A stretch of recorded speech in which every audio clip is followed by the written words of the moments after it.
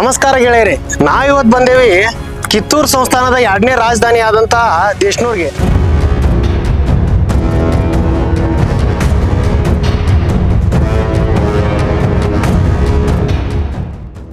ಈ ದೇಶನೂರಲ್ಲಿ ಒಂದು ವಿಶೇಷವಾದಂತಹ ಜಾಗ ಇದೆ.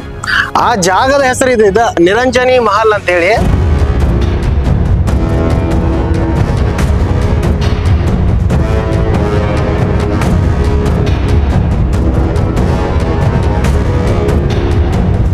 ಈ ನಿರಂಜನಿ ಮಹಲನ್ನ ಅವತ್ತಿನ ಕಾಲದ ಕಿತ್ತೂರು ಸಂಸ್ಥಾನದ 9ನೇ ರಾಜನಾದಂತಹ ಮಲವ ರುದ್ರ ಸರ್ಜಾ, ಅವರಿಗೆ ಫಕೀರ ರುದ್ರ ಸರ್ಜಾ ಅಂತಾನೂ ಕರಿತಿದ್ರು.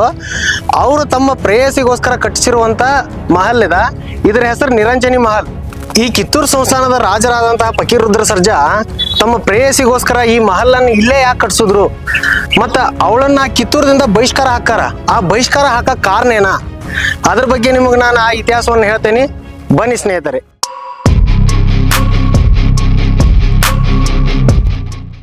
ಗೆಳೆಯರೇ, ಈ ಮಹಲಿನ ಇತಿಹಾಸ ಏನಪ್ಪಾ ಅಂತಂದ್ರ, ಫಕೀರ ರುದ್ರ ಸರ್ಜಾ ಅಂದ್ರ ಕಿತ್ತೂರಿನ 9ನೇ ದೊರೆ ಆದಂತಹ ಫಕೀರ ರುದ್ರ ಸರ್ಜಾ ಏನಿದ್ರಲ್ಲ, ಅವರು ಕಾಶ್ಮೀರಕ್ಕೆ ಹೋಗಿರ್ತಾರ.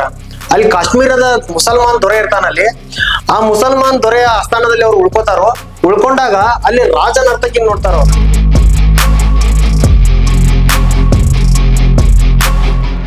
ಆ ರಾಜ ನರ್ತಕಿ ಹೆಸರು ನೀಲಂ.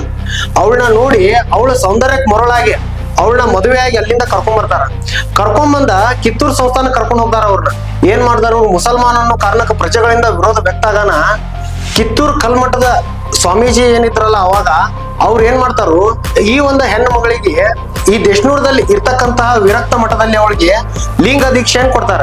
ಲಿಂಗ ದೀಕ್ಷೆಯನ್ನು ಕೊಟ್ಟಿದ್ದಕ್ಕೋಸ್ಕರ ಈ ಮಲವ ರುದ್ರ ಸರ್ಜಾ ಈ ಒಂದು ಆಸ್ಥಾನಕ್ಕ 35 ಎಕರೆ ಭೂಮಿಯನ್ನ ಬರೀತಾರ. ಈಗೂ ಆ ಭೂಮಿ ಐತಿ, ಆ ಮಠಾನು ಈಗ್ಲೂ ಅದ.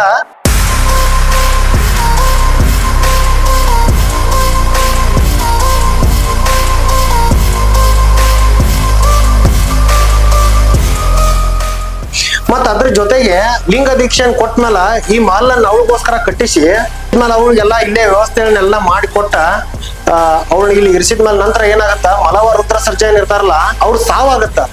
ಸತ್ ಮೇಲೆ ಏನಾಗತ್ತ, ಹೆಣ್ಣು ಮಗಳು ಏನಿತ್ತಲ್ಲ ನಿರಂಜನಿಯಾಗಿ ಬದಲಾದ ಹೆಣ್ಣು ಮಗಳ ಲಿಂಗ ದೀಕ್ಷೆ ಕೊಟ್ಟ ತಕ್ಷಣ ನಿರಂಜನಿ ಆದವಳು ಇವಳು ಏನ್ ಮಾಡ್ತಾಳು, ಸತ್ತ ತಕ್ಷಣ ಬಹಳ ಮಾನಸಿಕವಾಗಿ ನೊಂದು ಬಿಡ್ತಾಳ. ಅದ್ರ ಜೊತೆಗೆ ಇವಳು ಹುಟ್ಟಿದಂತ ಒಂದು ಮಗು ಇರುತ್ತ, ಅದು ಸಾಯುತ್ತ. ಸತ್ತ ತಕ್ಷಣ ಇನ್ನೂ ಒಂದು ಮಾನಸಿಕವಾಗಿ ಕುಗ್ಗು ಹೋಗ್ತಾಳು. ಇನ್ನು ನಾನು ಇಲ್ಲಿ ಇರಬಾರ್ದು ಅಂತ ಹೇಳಿ ಮತ್ತೆ ವಾಪಸ್ ಕಲ್ಮಠಕ್ಕೆ ಹೋಗ್ತಾಳ. ಕಲ್ಮಠ ಕಿತ್ತೂರಿನಲ್ಲಿ ಇರ್ತಕ್ಕಂತಹ ಕಲ್ಮಠಕ್ಕೆ ಹೋಗ್ತಾಳ. ಆಗಿನ ಕಾಲದ ಕಲ್ಮಠದ ಗುರುಗಳ ಹತ್ರ ಹೋಗಿ ಅವ್ರ ಸೇವೆಯಲ್ಲಿ ತೊಡ್ಕೋತಾಳ. ಅವ್ರ ಸೇವೆನ ಮಾಡ್ತಾ ಮಾಡ್ತಾ ಮಾಡ್ತಾ ಅಲ್ಲೇ ನಿಧನ ಹೊಂದ್ತಾಳ.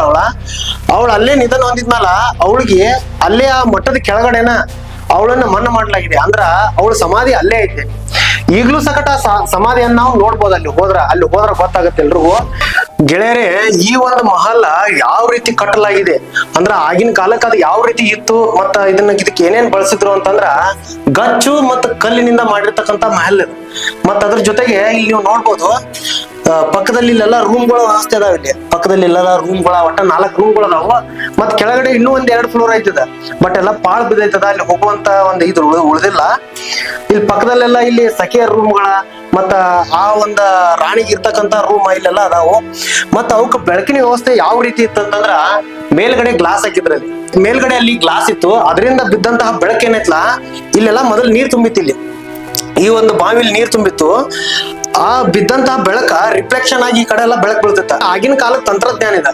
ಇವಕ್ಕೆಲ್ಲ ಹೆಮೋಟೈಟ್ ಕಲ್ಲುಗಳನ್ನ ಬಳಸಿದಾರ ಅಂತ ಹೇಳಿ ಉಲ್ಲೇಖ ಐತಿ. ಮತ್ತೆ ಇವಕ್ಕ ಬೆಳಕಿನ ವ್ಯವಸ್ಥೆ ಒಳಗಡೆ ರೂಮ್ ಒಳಗಡೆ ಬೆಳಕಿನ ವ್ಯವಸ್ಥೆ ಯಾವ ರೀತಿ ಇತ್ತಂತಂದ್ರ, ಹೊರಗಡೆಯಿಂದ ಟೋಟಲ್ ಆಗಿ ಪ್ರತಿಯೊಂದು ರೂಮ್ಗೆ 2 ಕಿಂಡಿಗಳದಾವ. ಆ ಕಿಂಡಿಗಳಿಂದ ಬೆಳಕು ಬೀಳ್ತಿತ್ತು ಒಳಗಡೆ. ಆ ರೀತಿ ಒಂದು ವ್ಯವಸ್ಥೆಯನ್ನು ಇಲ್ಲಿ ಸುಭದ್ರವಾಗಿ ಮಾಡಿದ್ರ. ಮತ್ತ ಆ ಒಂದು ನಿರಂಜನಿ ಏನಿದ್ದಳಲ್ಲ ಅವಳು ಒಳಗಡೆನ ಸ್ನಾನ ಎಲ್ಲಾ ವ್ಯವಸ್ಥೆಗೋಸ್ಕರನ ಈ ಒಂದು ಬಾವಿಯನ್ನು ಮಾಡಿದ್ರು.